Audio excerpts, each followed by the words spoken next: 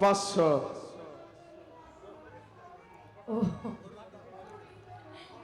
আমি যখন বর্ষা অবস্থায় ছিলাম গান করছে আমার আপা বকশিস পাইছে আমি 200। হাই হাই হাই হাই বইয়ে থেকে ওঠে। যে দুইজন মানুষ আমাকে বকশিস দিয়েছেন উভয়ের প্রতি ভক্তি শ্রদ্ধা জানাচ্ছি। আমগো বায়ানদার সবাই দিছে নাজমুল আমার ভাই। একজন বাজান আসছে, তো ভবিষ্যতে তিনি ভালো কিছু হওয়ার আশায় আছে, হবে, হয়ে গেছে অলরেডি, শুধু মানে দেখানোর বাকি আছে। আমার বাবাজি নাজমুল হুসাইন, মালিক তাকে কবুল করুক, ভক্তি জানাই, মঞ্চে আসছেন।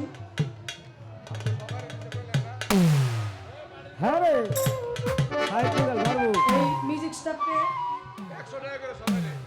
5 জন মিউজিক স্টাফ, তাদেরকে 500 টাকা দিয়েছেন আমার মামা।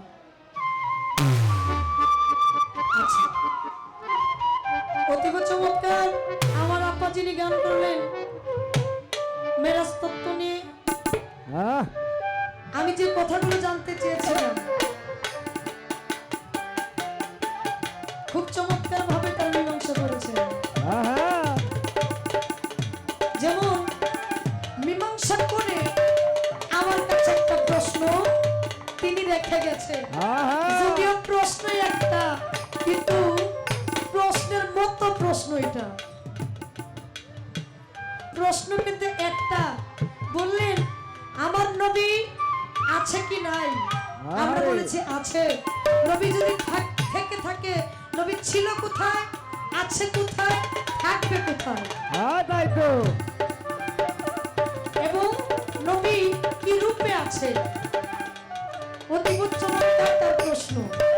বাবা যেমন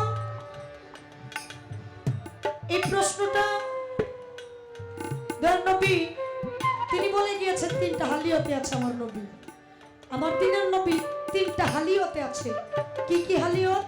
বাশারি, মালিকি, হাকিকি। এই 3টা হালিয়তে দয়ার নবী আছে। ইহার বিষয়, ইহার সমস্ত ব্যাখ্যা কাজী বেনজির হক চিশতি নিজামী বেহুশের চৈতন্য দান এই বইটার মধ্যে সুন্দর রূপে তার মীমাংসা করে গেছে। ইহার থেকে আমি বলতেছি নবী হায়াতুন নবী, মুরসালিন নবী, বাশারি রূপে, নবী বাশারি রূপে আছেন এখন। যেমন আল্লাহ বললেন কুল ইন্নামা আনা বাসারুম মিসলুকুম। ইহার অর্থ হচ্ছে তুমি বলে দাও যে নিশ্চয় আমি তোমাদের মতো একজন বাশারি আকৃতিতে মানুষ। এবং কথা সত্য। আরেকটি রূপ, আরেকটি হালিয়ত আমার দয়ার নবী মালাকি। ইহাতে বলা হয়েছে আল্লাহর সাথে এমন সময় আসে যেখানে কোনো প্রেরিত নবী এমনকি কোনো নিকটবর্তী ফেরেশতা আমা হতে পারে না, আমার হতে পারে না। ইহাও কাজী বেনজির হক চিশতি নিজামী তার এই বেহুশের চৈতন্য দান বইটার মধ্যে ইহাও বলে গেলেন মালাকি রূপ সম্পর্কে। হাকিকি সুরত মান রায়াল ফাকাত রায়াল হক। যে ব্যক্তি আমাকে দেখেছে সে নিশ্চয়ই আল্লাহকেই দেখেছে। আর দেখেছে অনেকেই, শুনেছে অনেকেই, বুঝেছে অনেকেই, মানছে অনেকেই, কিন্তু মানার মতো কেউ মানে নাই, দেখার মতো কেউ দেখে নাই, শোনার মতো কেউ শুনে নাই, বুঝার মতো কেউ বুঝে নাই। ইহা একমাত্র শুনেছে, বুঝেছে, দেখেছে, মেনেছে একমাত্র আমার মাওলা আলী। বাবা আমি আপনার কথা এখন আপনি বলবেন আছেন কোন রূপে। এখানে যারা তরিকতের মানুষ দেখতেছেন, যারা পীর মাশায়েখ, এদের সুরতটাই ওই সুরত। একটু ইশারাতে বলে গেলাম, এত কিছু বলা সম্ভব না, রাত্র অনেক হয়ে গেছে। তিনটা বাজে, তিনটা।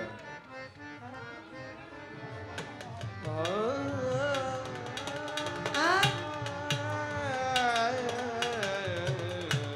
সেখান থেকে আমি আমার আপার কথা প্রশ্নের মীমাংসা করার চেষ্টা করলাম। এবার আমার জায়গা থেকে আমি একটি দয়ার নবীর নামে জীবনী উপলক্ষে একটি গান আমি করছি। যেমন বর্তমানে আমার দয়ার নবীর দরুদের মতো এত মহব্বতের জিনিস, এত মধুর সুর, এত মধুর সম্পর্ক এই পৃথিবীর বুকে দ্বিতীয়টা হইতে পারে না। কিন্তু ইহাও একদল লোক বঞ্চিত করে দিয়েছে। আমি তাহাদের কথা নাইবা বলি। মৌমাছি তারা মধু সংগ্রহ করে, তাদেরকে প্রশ্ন করা হইল, তোমরা যে মধু সংগ্রহ করো কিভাবে সংগ্রহ করো? মৌমাছির দলগুলো বললেন, বাজান, মৌমাছির দলগুলো বললেন, আমরা যখন ফুলের মধ্যে আমাদের মুখ লাগাই, এই ফুলের মধ্যে মধু থাকে না, আমরা এখান থেকে কোষ বের করে আনি, কোষ বের করে মুখে নেই, মুখে নিয়ে যখন আমরা বাসায় ফিরতে যাই, বাসায় যাইতে যাইতে আমরা মুখে পাঠ করি দয়াল নবীর দরুদ মুবারক। দরুদ মুবারক পাঠ করতে করতে যখন বাসায় যাই, এই কোষ বস্তুটা নবীর দরুদ পড়তে পড়তে মিঠাতে রূপান্তরিত হয়ে যায়, মধুতে রূপান্তরিত হয়ে যায়। সুবহানাল্লাহ, সুবহানাল্লাহ। সেই দয়াল নবীর দরুদ যেন আমরা পড়ি, পাঠ করি, দরুদের পক্ষে যেন আমরা থাকি, মিলাদ কিয়ামের পক্ষে যেন থাকি। সেখান থেকে আমার আর আপনার জন্য একটা ব্যক্তি এখনো রয়ে গেছে মদিনার বুকে, আমার আপনার কথা স্মরণ করে ইয়া হাবলি উম্মতি বলে দুই পালয় নজরুল ছাড়ো। কাল হাসরের মাঠে আর কোথাও দয়াল নবীকে পাওয়া যাবে না। বেহেশত দুজকের দরজায় গিয়া আমার দিনের নবী দাঁড়ায় থাকবে আমার আর আপনার জন্য, যে তার কোনো উম্মত দুজকবাসী হয় কি না। সেই নবীকে উপলব্ধি করে আমি কি গান করছি।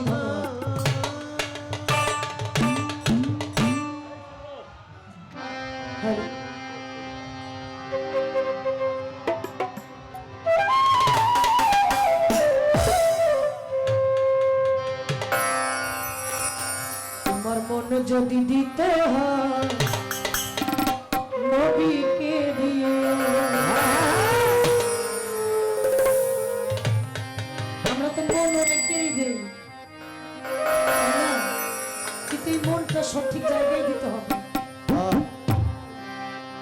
আমার দিনের নবীকে মনটা দিলে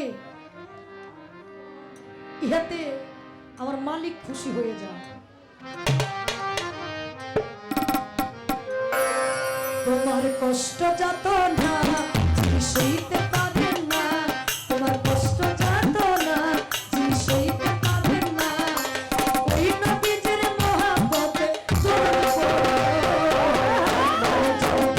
হয় নবীকে দিয়ে, দিল যদি দিতে হয় নবীকে দিয়ে। তোমার কষ্ট যত না যিনি সইতে পারেন না, তোমার কষ্ট যত না যিনি সইতে পারেন না, ওই নবীজির মহব্বতে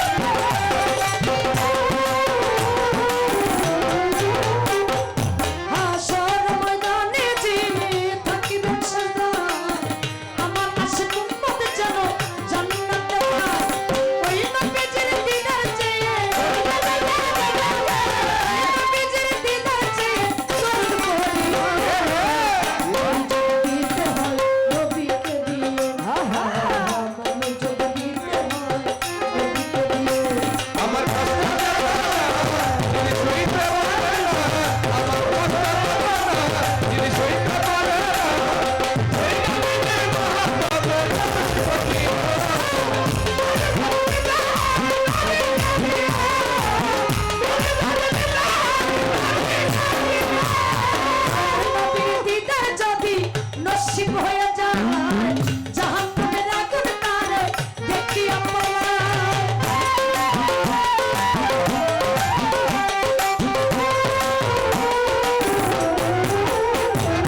দিনের নবী দিদার যদি নসিব হয়ে যায় জাহান্নামের আগুন তারে দেখিয়া পলায়। নবী পাগলদেরকে দেখা দিয়া তাদেরকে দেখা দিয়া ভাষা করিও। তুমি যদি নবীকে দিও, তোমার মন যদি দিতে হয় নবীকে দিও।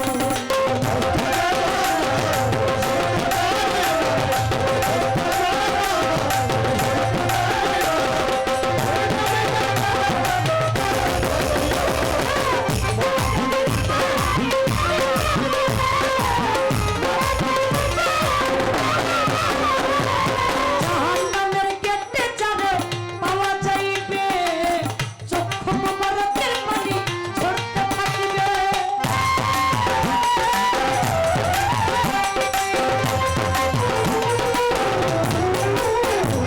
জাহান্নামের গেটে যারে পাওয়া যাইবে চক্ষু মোবারকের পানি ঝরতে থাকিবে।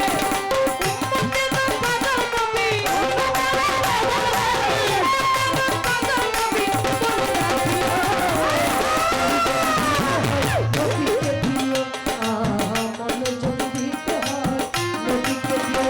আমার কষ্ট তিনি সইতে পারে না, আমার কষ্ট তিনি সইতে পারে না, সেই নবীর মহব্বতে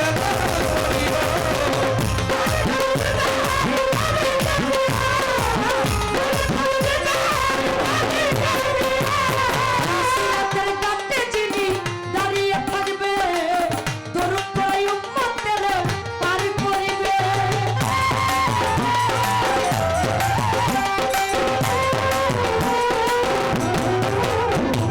ফুলসিরাতের ঘাটে যিনি দাঁড়িয়ে থাকবে দরুদ পড়ে উম্মতের পার করিবে। ওই নবীজির প্রেমে সবাই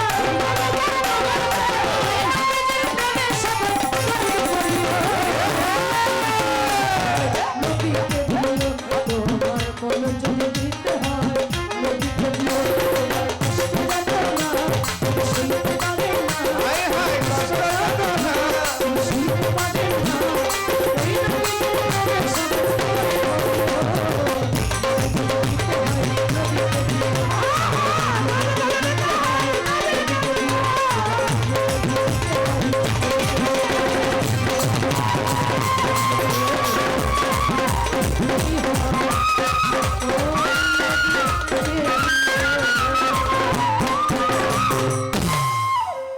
আমার দিনের নবী যার ঘর থেকে মেরাজে গেলেন নাম তার উম্মে হানি, তাই না? আপনার সম্পর্কে এক সম্পর্কে চাচাতো বোন, আরেক সম্পর্কে ঝিয়ারি, আরেক সম্পর্কে হচ্ছে তার ভক্ত, এক সম্পর্কে চাচাতো বোন মাওলা আলীর বোন, মাওলা আলী তো চাচাতো ভাই দিনের নবী। আবার যখন আমার দয়ার নবীর কন্যাকে বিয়ে করলেন মাওলা আলী, সেখান থেকে মাওলা আলীর বোন হয়ে যায় ঝিয়ারি, তাই না বাবা? আর আরেক সম্পর্ক হচ্ছে বড় সম্পর্ক হচ্ছে আমার দিনের নবী ভক্ত তিনি ছিলেন। তিনি আশা করলেন যে আমার দয়ার নবী মেরাজে যাবে, এই মেরাজের রজনীটা মেরাজে যেন আমার ঘর থেকে যায়, এই আশা কিন্তু তিনি করলেন। আমার একটু জানার দরকার তিনি উম্মে হানির ঘর থেকে গেলেন, ওই যে কথাটা ওই জায়গায় এত আশার বাসার মানুষটা আপনার ঘরে গেছে, তারে খাইতে দেন নাই, বইতে দেন নাই, ইহা কিন্তু হয় না, কইলেও কিন্তু হবে না।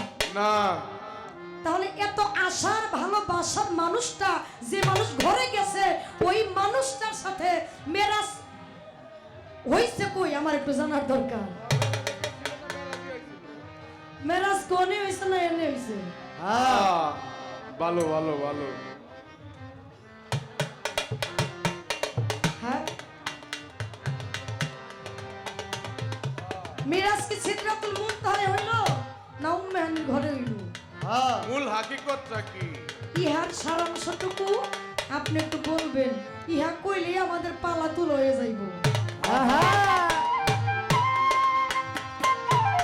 ইহার মীমাংসা করলেই পালা তুলা হয়ে যাবে। আর বেশি কিছু না বলি।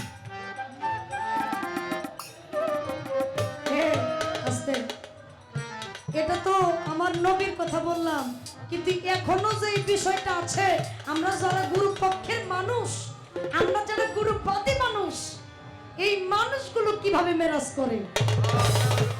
আর মেরাজ করতে হলে তো এক আর করণ জানে দুইটা লাগে, দুইজন লাগে।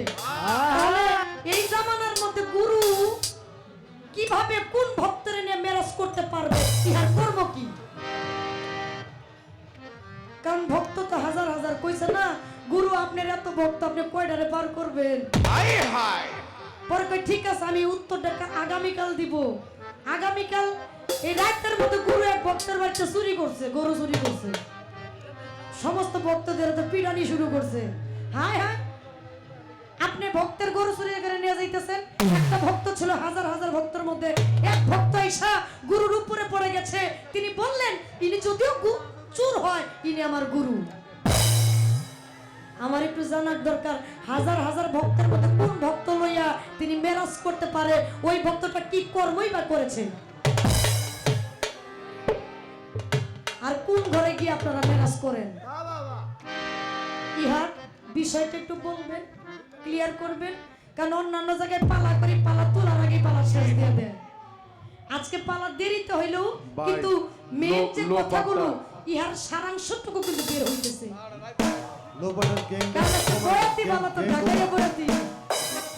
হাই হাই হাই হাই, দেখতে বলা একেবারে আমার পছন্দের মানুষ। একবারে সবারই মনে মনে কিন্তু আমি তারে পছন্দ করি, হেও জানে। আমাদের গান হয় না, মেসেঞ্জারে কথা হয়, আমি তখন তারে বলি আমার মনের কথা।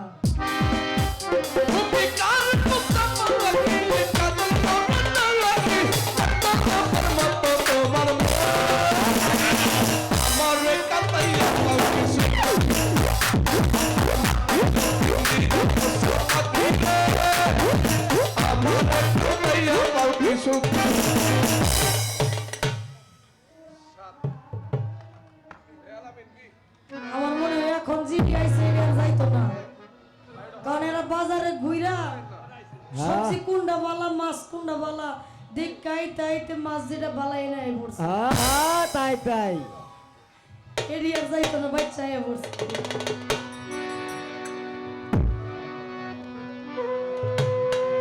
আমি আশা রাখবো যারা আছেন গান শুনবেন, গাইতে দিবেন। গাওয়ার চেষ্টা করছি। এখন যে বিচ্ছেদটা করব, আমার মনের একটা গান, আমার শ্রদ্ধেয় আপা তিনি বললেন জনমে জনমে দয়াল থাকবো তোমার চরণ দাসী হইয়া। আরে এই প্রকৃত একজন ভক্তের কথা, এই প্রকৃত একজন মানুষের কথা। জানি না মানুষ হইতে পেরেছি কিনা, মানুষ হইতে পারবো কিনা, মালিক আমাকে কবুল করবে কিনা। এখানে অনেক মায়েরা আছেন, মা শব্দটা অনেক মধুর একটা শব্দ। মা শব্দের উপরে কোনো শব্দ হয় না। আরে আমার মারা কিভাবে ত্যাগ স্বীকার করে আমার দিনার নবী দেখায় গেছে।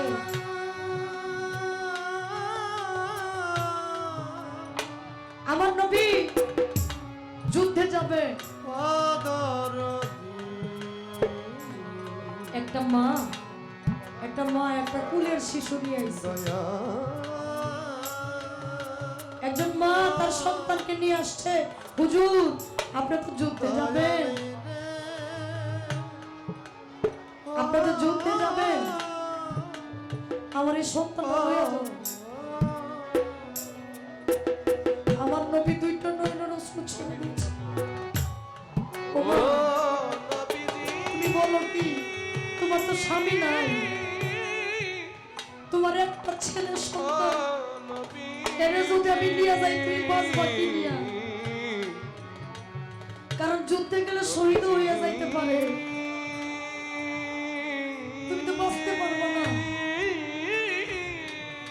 মা সেদিন বলেছিলেন হুজুর আপনি আমার সন্তান হয়ে যান। কাল হাসরের মাঠে যদি জিজ্ঞাসা করে আমাকে আমি বলবো আমার ছেলে শহীদ হয়ে গেছে নবীর সাথে যুদ্ধে গিয়ে আমি শহীদানের মা। আরে আমি একজন শহীদানের মা। নবী পিতা চায় না মায়ের জোর করে পাঠান দিয়েছে নিয়ে গেছে। আল্লাহর কি অপরূপ মহিমা, যুদ্ধে যাইয়া ওই ছেলেটাই শহীদ হয়ে গেছে। এদিক দিয়া রাস্তার ধারে মা আঁচল পাইতা দুইটা নয়নের অস্ত্র ছেড়ে ছেড়ে কান্দে আর অপেক্ষা করে কখন আমার ছেলে আসবে, আরে কখন আমার সন্তান আইসা আমার বুকে আইসা আমার একবার হইলে মা কইয়া ডাকবো আমার সন্তান কখন ও চাইয়া দেখে আমার নবী আসতেছে। নবী কয় নবী আমার ছেলেটা কি বাইচা নয়? আপনার নবী আইসা পড়লেন আমার ছেলে তাইল না, আমার ছেলে তাইল না, আমার মা কইয়া ডাকলো না। আমার নবী কয় তোমার ছেলে আসতেছে পিছনে। হযরত আবু বকর আসলেন, হুজুর নবী আপনার কথা কয়ে গেল আমার ছেলেটা আসছে, আমার ছেলেটা যুদ্ধে একটু ফাঁকে রেখা নাকি আমার ছেলেটা যুদ্ধে গিয়ে মারা গেছে। আবু বকর মায়ের চোখের দিক চাইয়া দেখে দুইটা নয়নের অস্ত্র ছাইরা মায়ের চোখের দিক চাইয়া আবু বকর সিদ্দিকও বলতে পারে না আপনার ছেলে শহীদ হয়ে গেছে। হ্যালো আবু বকর সিদ্দিকও বলছে আপনার ছেলে আসতেছে পিছনে। হযরত উমরকে বলছে, উমরও বলছে আসতেছে। উসমানকে বলছে, হযরত উসমানও বলছেন উনি আসতেছে। লাস্টে পাইছে আমার মাওলা আলীর দেখা। আমার মাওলা আলীর দেখা পাইছে, যাই মাওলা আলী রে কইতাছে এই আঁচলটা ধইরা হুজুর নবীও কইয়া গেল আসতেছে, হযরত আবু বকর কইলো আসতেছে, হযরত ওমর কইলো, হযরত উসমান কইলো হুজুর আমার ছেলেটা কি শহীদ হয়ে গেছে নাকি আমার ছেলেটা কি নাই? কেউ তো কইলো না। আমার ছেলেটা তো আমার বুকে আইলো না, আমার মা কইও না। আরে মাওলা আলী মুখের দিক চাইয়া কোনো কথা বলতে পারে না।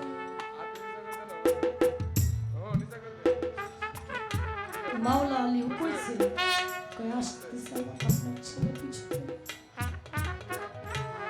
দয়ার নবী মসজিদে নববীর মধ্যে বসা চাইয়া দেখে মাওলা আলী দুইটা নয়নের অস্ত্র ছাইরা ছাইরা কাঁদতে কাঁদতে মসজিদে নববীর ভিতরে ঢুকতেছে। আমার দয়ার নবী কয় আলী তোমার কি হয়েছে? তোমার তো কোনোদিন দেখি নাই এইভাবে কাঁদতে। আরে তুমি এইভাবে কাঁদতেছো কেমন কি? মাওলা আলী কয় হুজুর আমি কোনোদিন মিথ্যা কথা কই নাই। আজকে আমি কইরা আসছি ছেলে আসতেছে, আপনার সন্তান আসতেছে, উনি শহীদ হইয়া যায় না। সেদিন আমার দয়ার নবী বলেছিল আমার আলী কইছে ছেলে আসতেছে, ছেলে আসতেছে। সুবহানাল্লাহ। সন্তান আইসা মায়ের কোলে জড়াইয়া ভিড়া মা মা কইরা কষ্ট করছে। যে যারে ভালোবাসে ওই মানুষটা কখনো হারায় না। ওই মানুষটা আজকে মহিত চান আমার চোখের পর্দা নরম হয়ে গেছে, যদিও মনে চাইতেছে